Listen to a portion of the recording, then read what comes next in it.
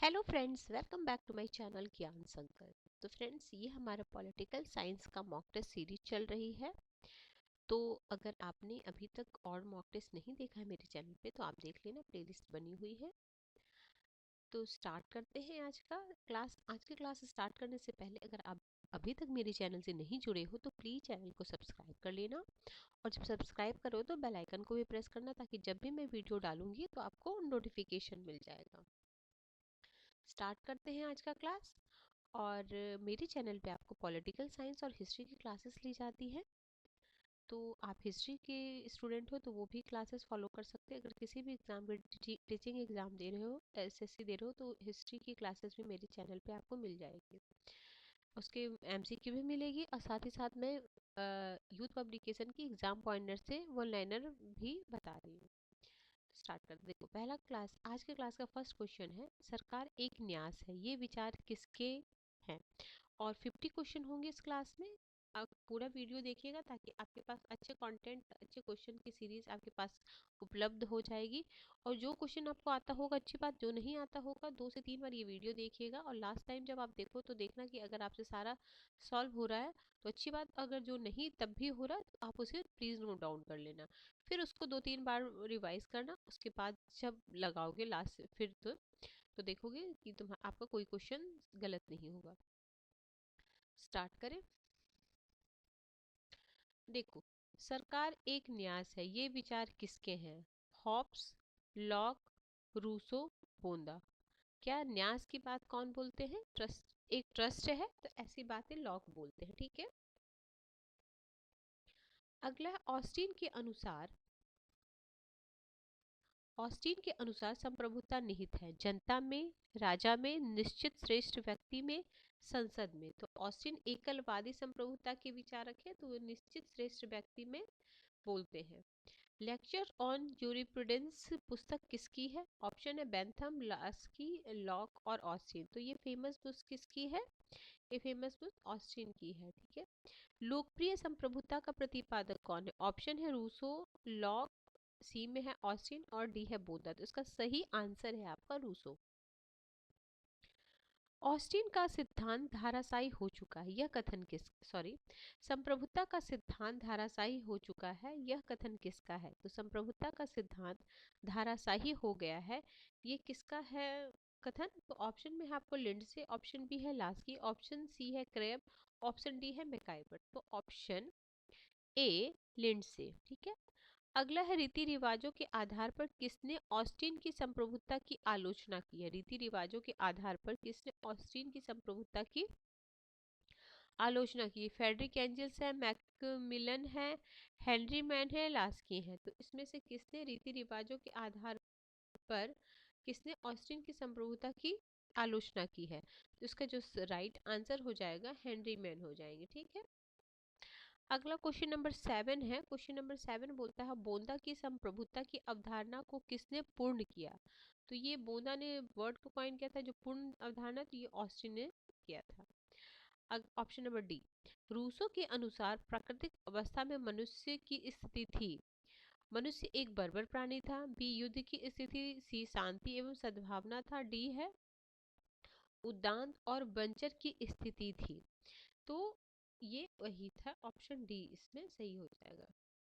शांति और सद्भावना आपके हो जाएंगे वो लॉक। युद्ध और बर्बर प्राणी ये दोनों आपके हॉप से रिलेटेड हो जाएगा। विधिक संप्रभुता का सर्वोत्तम व्याख्याकार है, विधिक संप्रभुता का, ठीक है। ऑप्शन में हॉलैंड, ऑप्शन बी है ऑसिन, ऑप्शन सी है हॉब्स, ऑप्शन डी है लास्की। तो इसका राइट आंसर हो जाएगा ऑस्ट्रिन, ठीक है। हॉब्स की जन्म तिथि अपडेट, मैंने सारे वेस्टर्न पॉलिटिकल थिंकर को भी पढ़ा रखा है, अगर आपने वो नहीं देखा है तो प्लेलिस्ट बनी हुई है वेस्टर्न पॉलिटिकल थॉट करके, आप उसे देख सकते हो। तो उनका जन्म हुआ था आपको 1588 से 1679। 10 का हो जाएगा आपका ए। 11 है, रक्त संबंध से समाज बनता है और समाज से राज्य की उत्पत्ति होती है, यह कथन किसका है? क्या है? रक्त संबंध से समाज बनता है और समाज से राज्य की उत्पत्ति होती है, यह कथन किसका है? तो ये कथन है आपका मैकाइवर का, ऑप्शन ए।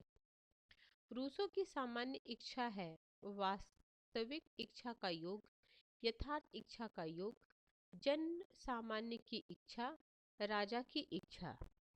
तो ये वास्तविक इच्छा का योग है, ऑप्शन ए। राज्य की उत्पत्ति का सबसे ग्राह्य सिद्धांत कौन सा है, मतलब सबसे मान्य सिद्धांत जो सबसे ज्यादा लोगों ने उसे माना है, ग्राह्य किया है। तो ऑप्शन है देवीय सिद्धांत, ऑप्शन बी है सामाजिक संविदा सिद्धांत, ऑप्शन सी है विकासवादी सिद्धांत, ऑप्शन डी है शक्ति सिद्धांत। तो सबसे ज्यादा विकासवादी सिद्धांत को किया है। अगला है, किस सिद्धांत के बारे में कहा जाता है कि वो अतार्किक एवं अनैतिहासिक है। तो किस सिद्धांत को, ऑप्शन है संविदा सिद्धांत, मातृसत्तात्मक सिद्धांत, शक्ति सिद्धांत और विकासवादी सिद्धांत। तो ऑप्शन ए संविदा सिद्धांत। क्वेश्चन नंबर 15, लॉ के अनुसार कौन सा अधिकार प्राकृतिक अधिकार नहीं है। उन्होंने 3 तरह के अधिकार को दिया था, कौन कौन से दिया था, जीवन, स्वतंत्रता और संपत्ति अधिकार। यह हमें प्राकृतिक अवस्था में भी प्राप्त है। समानता का अधिकार की बात उन्होंने नहीं की है, तो यही आंसर हो जाएगा। और ये 3 अधिकार जो उन्होंने दिया है, जीवन, स्वतंत्रता और संपत्ति, उसमें भी संपत्ति को उन्होंने सबसे प्रमुख माना है। ठीक है। लॉक कहाँ का निवासी था, ठीक है, लॉक कहाँ के निवासी थे, तो लॉक आपके थे इंग्लैंड के निवासी। ठीक है, गौरवपूर्ण क्रांति से काफी संबंधित है। राज्य एक आवश्यक बुराई है, किससे संबंधित है, आदर्शवादियों से, अराजकतावादियों से, समाजवादियों से, व्यक्तिवादियों से। तो क्या बोला जाता है, क्या बोलते हैं व्यक्तिवादी, राज्य एक आवश्यक बुराई है। और यही अराजकतावादी का अगर आ जाता है अनावश्यक बुराई है। ठीक है, राज्य एक अनावश्यक बुराई है। ये दोनों कोटेशन काफी बार आता है, कंफ्यूजन मत करना। आवश्यक बुराई हो तो व्यक्तिवादी, अनावश्यक बुराई हो तो अराजकतावादी। प्राकृतिक अधिकार के प्रतिपादक कौन है, ठीक है, प्राकृतिक अधिकार के प्रतिपादक कौन है। अच्छा, तो ये लॉक ही ने 3 प्रकार के अधिकार की बात किए थे, तो प्रतिपादक बोला जाए तो ये लॉक हो गए। ठीक है, राजनीतिक स्वतंत्रता अधूरी है किसके बिना, राजनीतिक स्वतंत्रता अधूरी है विचार एवं अभिव्यक्ति की स्वतंत्रता के बिना राजनीतिक स्वतंत्रता हमारा अधूरी है। थोड़ा सा प्राकृतिक अधिकार का सिद्धांत बकवास है, यह किसने कहा है। अब ऐसा भी आ सकता है ये लाइन दे दिया या तो बोले किसने प्राकृतिक अधिकार की आलोचना की है, ये भी हो सकता है। इसी लाइन को हम अलग फॉर्म में अगर करें तो ये हो जाएगा बेंथम, बेंथम ने इसे बकवास कहा है। विधिक अधिकार का सिद्धांत के अनुसार अधिकार है विधिक अधिकार के अनुसार राज्य की देन, समाज की देन, रीति रिवाजों की देन और प्रकृति की देन। अगर देखो विधिक अधिकार अगर कहा जाए तो आप पढ़ के समझ सकते हो, ये राज्य के द्वारा विधि के द्वारा दिया जाएगा, तो राज्य की देन है। अधिकारों की आवश्यक लक्षण क्या है, सामाजिक स्वरूप, राज्य का स्वरूप, सर्वव्यापकता और उक्त सभी। तो इसमें उक्त सभी हो जाएगा। प्राकृतिक अधिकार के सिद्धांत को मान्यता दी है, किसने दी है, प्राकृतिक अधिकार के सिद्धांत को मान्यता दी है। अगर अभी ऊपर भी हमने यही क्वेश्चन पढ़ा था, तो इसमें कोई कंफ्यूजन ही नहीं है। लोकतंत्र का आंदोलन शांति आंदोलन रहा है, यह विचार किसका, लोकतंत्र का जो आंदोलन है वो शांति का आंदोलन रहा है, यह विचार आपका वर्ग का है। ठीक है, ऑप्शन बी। लोकतंत्र बुद्धिहीन अज्ञानी का शासन है, यह विचार है लोकतंत्र, यानी लोकतंत्र की जो आलोचना करने वाले हो जाएंगे। ठीक है, लोकतंत्र के सिद्धांत का तो ये है वेल्स, H.G. वेल्स ने लोकतंत्र को बुद्धिहीन, ये सब आप नोट डाउन कर लो फ्रेंड्स। या तो मैं तो बोल रही हूँ ना आपको, 2 तरीका है, एक तो आप 2-3 बार इस वीडियो को सुनो, तो फिर जो जो आ रहा है तो अच्छी बात, पहले राउंड में जितना आ रहा है, अगर आपको मेरी आवाज़, जैसे मैं आंसर बताती हूँ, आप मेरी आवाज़ बिल्कुल कम कर दो, पहली बार तो सुन लो आंसर के साथ, फिर दूसरी बार आवाज़ बिल्कुल कम कर दो, फिर मैं तो लगाती हूँ ना टिक, तो फिर देखना अच्छा आपका सही हुआ कि नहीं, ऐसा कर सकते हो आप। H.G. वेल्स ने ऑप्शन सी, सार्वभौमिक वैश्य मताधिकार को किसको नहीं छोड़ा है। अच्छा, सार्वभौमिक वैश्य मताधिकार में किसको नहीं छोड़ा जाता है, बुजुर्गों को, पागल बच्चे को और किसी को भी नहीं। तो ये हमें पता है बुजुर्गों को नहीं, कितना भी एज हो जाए आप मताधिकार के अधिकारी हैं। अगला, अनुपातिक प्रतिनिधित्व प्रणाली का जन्मदाता कौन है, तो अनुपातिक प्रतिनिधि प्रणाली के जन्मदाता हमारे थॉमस हेयर हैं। थॉमसियन, इन्हें हेयर प्रणाली भी कहा जाता है। पृथक निर्वाचन प्रणाली की मुख्य विशेषता है। पृथक निर्वाचन प्रणाली की मुख्य विशेषता क्या है? जातीय निर्वाचन, धर्म के आधार पर निर्वाचन, धर्म या संप्रदाय के आधार पर निर्वाचन क्षेत्र, उक्त सभी। तो 28 का है आपका उक्त सभी, ऑप्शन डी। लोक मत का सर्वाधिक महत्व है। लोक मत का सर्वाधिक महत्व क्या है? अध्यक्षात्मक लोकतंत्र, संसदात्मक लोकतंत्र, प्रत्यक्ष लोकतंत्र, उक्त सभी। तो 29 का हो जाएगा उक्त सभी, ऑप्शन डी। प्रजातंत्र के लिए सबसे आवश्यक है। प्रजातंत्र के लिए सबसे आवश्यक क्या है? राजनीतिक दल, दबाव समूह, प्रत्यक्ष चुनाव, उक्त कोई नहीं। तो अब इसमें तो क्या होगा? प्रजातंत्र के लिए सबसे आवश्यक आपका हो जाएगा प्रत्येक चुनाव। नहीं, हमारे यहाँ भी प्रजातंत्र है, प्रत्येक चुनाव तो नहीं है। अब आप कितना दिमाग लगाना। तो राजनीतिक दल है, राजनीतिक दल के द्वारा ही हम अपने उम्मीदवार को चुनते हैं। हमारे देश में प्रजातंत्र है, बट प्रत्येक चुनाव तो नहीं होता है। तो option A is the right answer. ठीक है, कभी कभी आपको लगे अरे लोकतंत्र है तो प्रत्यक्ष चुनाव भी है उसका, बट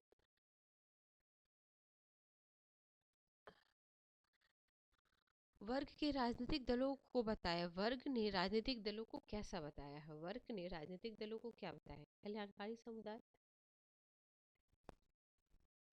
बी है राष्ट्रीय एकता का साधन, सी है राजनीतिक समुदाय, डी है देशों की एकता में बाधक। तो 31 का आपका सही आंसर है राष्ट्रीय एकता का साधन, ऑप्शन बी। अगला है दबाव गुट के लक्षण है। तो दबाव गुट के क्या क्या लक्षण है? शासन पर अधिपत्य की अनिच्छा, सीमित उद्देश्य, संगठित रूप, उक्त सभी। तो जो दबाव देखो इसमें दबाव समूह में सारा हो जाएगा, क्योंकि देखो शासन अधिपति की अनिच्छा, ठीक है, मतलब इच्छा नहीं है उनको शासन, तो सही बात है। सीमित उद्देश्य, उनका कुछ उद्देश्य होता है दबाव समूह का कि मुझे ये चाहिए, तो जैसे किसान वाले होते हैं उनको चाहिए कि जो मतलब उनके हक का जो चीज़ है वो, छात्र संगठन जब करते हैं तो उनके हक का जो है, तो सीमित ही उद्देश्य होता है। और वो संगठित होते हैं तभी वो दबाव डाल पाएंगे। अगर आप संगठित नहीं होगी कोई समूह तो किसी भी प्रेशर कैसे डाल पाओगे? तो उपयुक्त सभी हो जाएगा आंसर। विचार की अभिव्यक्ति के साधन के रूप में सबसे प्रथम किस प्रेस की स्वतंत्रता पर बल दिया है? अच्छा, किसने सबसे पहले प्रेस की स्वतंत्रता पे बल दिया है? तो ये ऑप्शन में आपका ऑप्शन ए बेल्टेयर, ऑप्शन बी है मिल्टन, ऑप्शन सी है जे एस मिल, ऑप्शन डी है ब्लैक स्टोन। तो ब्लैक स्टोन ने सबसे पहले विचारों की अभिव्यक्ति की स्वतंत्रता की बात की। अगला है 34, नौकरशाही मंत्रिमंडलीय उत्तरदायी के अधीन पनपते हैं, यह विचार किसका है? अच्छा, नौकरशाही मंत्रिमंडलीय उत्तरदायित्व के अधीन पनपते हैं, ये किसका विचार है? ऑप्शन में एक एक पढ़ रही हूँ। ऑप्शन में है आपका ऑप्शन ए है हेराल्ड लॉस्की, ऑप्शन बी है लॉर्ड हेवर्ड, ऑप्शन सी है रेमजो मेयोर, ऑप्शन डी है उक्त में से कोई नहीं। तो ये रेमजो मेयोर का कथन है। Principles of moral and legislation पुस्तक के लेखक कौन है? तो इसके पुस्तक के लेखक है, ऑप्शन है ऑस्टिन, बी है बेंथम, बोंदा और हीगल। तो ऑप्शन बी बेंथम। ग्रीन नैतिक दर्शन का प्रोफेसर था। ग्रीन जो है नैतिक दर्शन का प्रोफेसर था हार्वर्ड में, ऑक्सफोर्ड में, कैम्ब्रिज में और बर्लिन में। तो ग्रीन जो कहाँ के प्रोफेसर थे? वे थे ऑक्सफोर्ड। ठीक है। समाजवाद का समर्थक किस निम्नलिखित में से कौन है? समाजवाद का समर्थक निम्नलिखित में से कौन है? ऑप्शन में है लास्की, ऑप्शन बी है रूसो, ऑप्शन सी है मैकाइवर, ऑप्शन डी है लिंडसे। तो 37 का आपका राइट आंसर हो जाएगा लास्की। रुको, 37 का है, क्या है क्वेश्चन? समाजवाद का समर्थक निम्न कौन सा है? ये तो बहुलवाद का था, है ना लास्की? तो इसको होल्ड पे रखो, ठीक है, फिर मैं इसको देख के बताती हूँ, ठीक है। अगला है, नेक्स्ट क्लास में बता दूंगी, ठीक है। कौन सा विचारक प्लेटो की अपेक्षा अरस्तु के और हीगल की अपेक्षा कांट से अधिक निकट था? प्लेटो की अपेक्षा अरस्तु से और हीगल की अपेक्षा कांट से।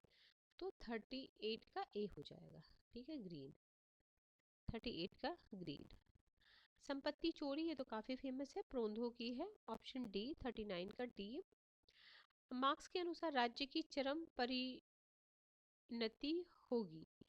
तो सर्वहारा वर्ग का आधिपत्य स्थापित, पूंजीवाद का आधिपत्य हो जाएगा, विलुप्त हो जाएगा, शाश्वत होगा।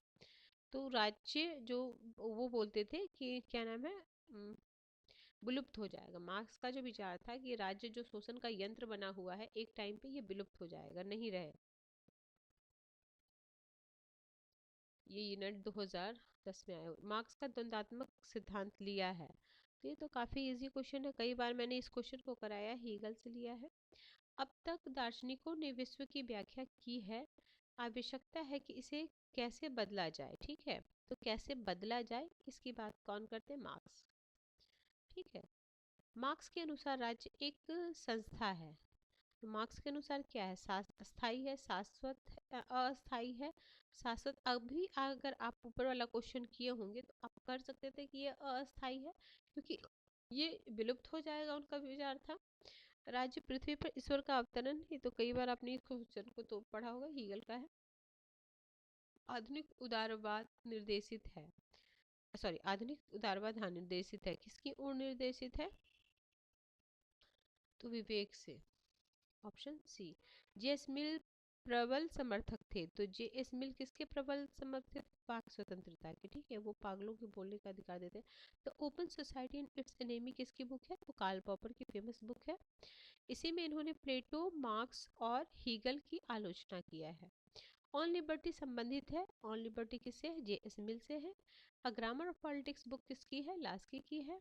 फांसीवाद का कौन समर्थक था, ठीक है, फांसीवाद का कौन समर्थक था, तो ये था मुसोलिनी। और नाजीवाद हिटलर हो जाएंगे। ठीक है, ठीक है फ्रेंड्स, आज हमने 50 क्वेश्चन किया। नेक्स्ट क्लास में जो इसमें और 50 क्वेश्चन बचे हैं वो करा दूंगी। तो अगर किसी वजह से ये चैनल आपको हेल्प कर रहा है प्रिपरेशन में, तो जरूर चैनल को सब्सक्राइब करें और ज़्यादा से ज़्यादा फ्रेंड्स, फैमिली, जो भी प्रिपरेशन करने वाले ग्रुप होंगे आपके, उसमें ज़रूर शेयर करें ताकि ज़्यादा से ज़्यादा लोग मेरे से जुड़े। तो मिलते हैं हम नेक्स्ट वीडियो में, टिल देन बाय बाय।